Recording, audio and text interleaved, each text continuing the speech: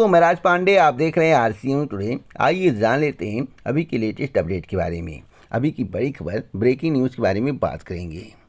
आपको मालूम होगा, जब भी मेरा वीडियो आपको मिलता होगा, आप मेरे वीडियो को देखते होंगे तो आपको कुछ खास नज़र आता होगा।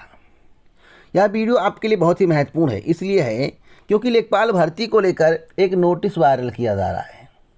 उसमें कितनी सत्यता है, रिक्त पदों का ब्यौरा मांगा गया है, क्या नई भर्ती आने वाली है या पदों की संख्या बढ़ने वाली है, क्योंकि लेखपाल भर्ती का विज्ञापन आ गया है।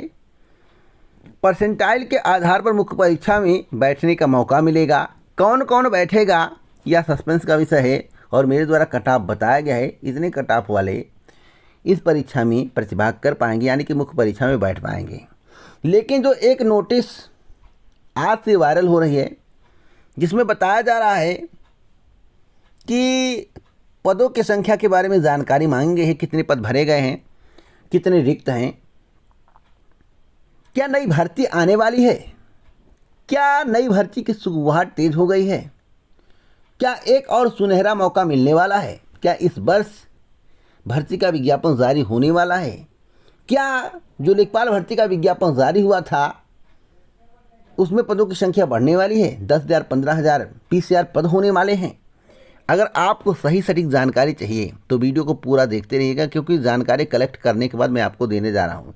जैसे ही मैंने नोटिस को पढ़ा, तुरंत फ़ोन घुमाया, बात किया, कई लोगों से बात किया, और जो उनके द्वारा मुझे बताया गया है वही जानकारी मैं आपको दूंगा। तो आप वीडियो को पूरा देखते रहें। यूपीएसआई की ये खबर है। यूपीएसआई का कट ऑफ देखकर सभी हैरान हो गए थे और इस चैनल के माध्यम से कहा गया था कि चिंता मत करिए, यूपीएसआई का कट ऑफ चौंकाने वाला होगा, अचंभित करने वाला होगा। पदों की संख्या के सापेक्ष जो कट ऑफ होनी चाहिए, जितने पद थे उसके आधार पर जो आप लोग अनुमान लगा रहे हैं उस अनुमान से परे होगा और आप कट ऑफ देखकर चौंक जाएंगे।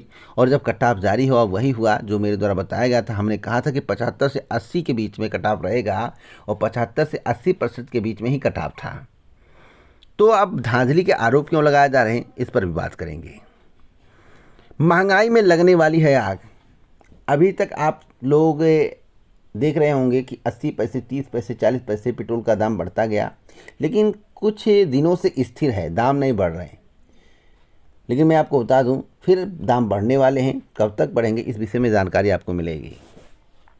तो सबसे पहले उस नोटिस को देखेंगे। इस नोटिस को देखने के पहले वीडियो को लाइक शेयर कर दें। इसी प्रकार की ऑथेंटिक जानकारी के लिए चैनल को सब्सक्राइब कर दें, बेल आइकन दबा दें, ऑल पर सेलेक्ट कर लें। तो देखिए यहाँ पर लिखा हुआ है 19 अप्रैल 2022 लेखपाल में माह अप्रैल 2022 तक के स्वीकृत रिक्त पदों की सूचना उपलब्ध कराए जाने के संबंध में। और नीचे लिखा हुआ, महोदय, उपरोक्त विषय की ओर से आपका ध्यान आकृष्ट करते हुए मुझे यह कहने का निर्देश हुआ है कि अपने जनपदों में लेखपालों के माह अप्रैल 2022 तक भरे व रिक्त पदों की सूचना आज ही परिषदीय फैक्स ईमेल के माध्यम से उपलब्ध कराने का कष्ट करें। लेखपालों के स्वीकृत पद, लेखपालों के भरे पद और लेखपालों के रिक्त पद। अब इसका मतलब क्या है, देखिए इसमें आप पूछा गया है तहसीलवार है, तहसीलवार डिस्ट्रिक्ट पर जाएगा, मतलब एक ज़िले में जितने तहसील होंगे वहाँ से ब्यौरा जाएगा कि आपकी तहसील में कितने पद खाली हैं, कितने पद भरे हुए हैं, कितने पद स्वीकृत हैं। इसी प्रकार से पूरा डाटा जिला पर जाएगा और डीएम उसे फैक्स करेंगे। अब सभी के जहन में एक सवाल होगा, क्या पदों की संख्या बढ़ने वाली है या नई भर्ती आने वाली है, क्या होने वाला है। मैं आपको बताना चाहता हूँ, न भर्ती आने वाली है और न पदों की संख्या बढ़ने वाली है। हर माह कोई इस तरह का नोटिस वायरल नहीं होता है। आपको मालूम होगा हर साल 1 से 2 नोटिस वायरल होता है। देखिए, जो हर साल लोग रिटायर होते हैं उसका आंकड़ा विभाग जुटाता है, वह विभाग का कार्य है, राजस्व परिषद के पास रहता है। भविष्य में भर्तियां करनी पड़े तो डाटा उनके पास रहे। सरकार अगर मांग ले, मुख्यमंत्री जी कहते हैं कि भैया डाटा बताओ कितना रिक्त पद है और कितने भरे गए हैं, तो उनके पास तत्काल रहेगा, तो तत्काल जानकारी मिल जाती। तो हर साल डाटा एकत्रित किया जाता है। अब जब डाटा एकत्रित होगा, जब अब की बार जो लेखपाल वैकेंसी आई है वह भर जाएगी, जितने भी रिक्त पद होंगे उन्हें भर दिया जाएगा और जो रिक्त पद होंगे उस पर आगे कार्य किया जाएगा। लेकिन इस भर्ती को कंप्लीट होने के बाद न पद बढ़ेंगे, न भर्ती इस वर्ष आने वाली है, जब तक यह भर्ती कंप्लीट नहीं होगी तब तक आपको नई भर्ती देखने को नहीं मिलेगी।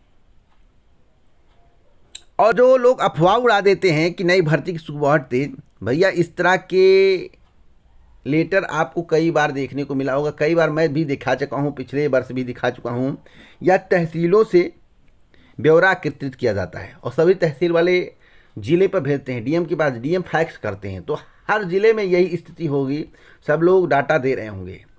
अब इसमें लिखा हुआ कि लेखपालों के भरे पद, जब अभी भर्ती कंप्लीट नहीं हुई तो भरे पद क्यों पूछ रहे हैं? इसका मतलब है कि 2015 में जो पद भरे गए थे या जो लेखपालों के पद स्वीकृत हैं, जो कभी भरे गए थे 2015 में, कितने भरे गए थे और कितने पद इस रिक्त हो रहे हैं रिटायर होने के बाद, बात समझ रहे हैं? उसका एक डाटा एकत्रित किया जा रहा है। ऐसा नहीं कि भर्ती आने वाली, नई भर्ती आने वाली है, अभी कुछ नहीं होने वाला है। फालतू के बकवास पर आपको ध्यान नहीं देना है। इस तरह का कार्य हर वर्ष किया जाता है। इसमें कुछ ऐसा नहीं लिखा है कि अध्याचन प्रेषित किया जाए। डाटा रहेगा राज्य परिषद में, विभाग में। भविष्य में जब मुख्यमंत्री जी का निर्देश होगा, लेखपालों की आवश्यकता होगी, ज़्यादा पद रिक्त हो जाएगा तो निर्देश दिया जाएगा कि अब अध्याचन बनाकर उत्तर प्रदेश अधीनस्थ सेवा चयन आयोग को भेजिए और भर्ती की जाए, विभाग को भेजिए और भर्ती की जाए, जिस माध्यम से कराना होगा। उसके बाद भर्ती प्रक्रिया शुरू होगी। एक भर्ती कंप्लीट नहीं हुई, दूसरे की आस लगाए बैठे हो, तो इस तरह की बातों पर आपको ध्यान नहीं देना। जो सच्चाई मैं आपको बता रहा हूँ, इस तरह का डाटा हर वर्ष मांगा जाता है। अगर मेरे पर विश्वास नहीं है तो तहसील में जाकर पता कर लो, जिला पर जाकर पता कर लो, डीएम ऑफिस में जाकर पता कर लो कि हर वर्ष इस तरह का डाटा मांगा जाता है या नहीं। इससे ज़्यादा मैं कुछ नहीं कहूँगा। अगली अपडेट है यूपीएसआई में धांधली को लेकर। देखिए, यूपीएसआई में धांधली के आरोप क्यों लग रहे हैं?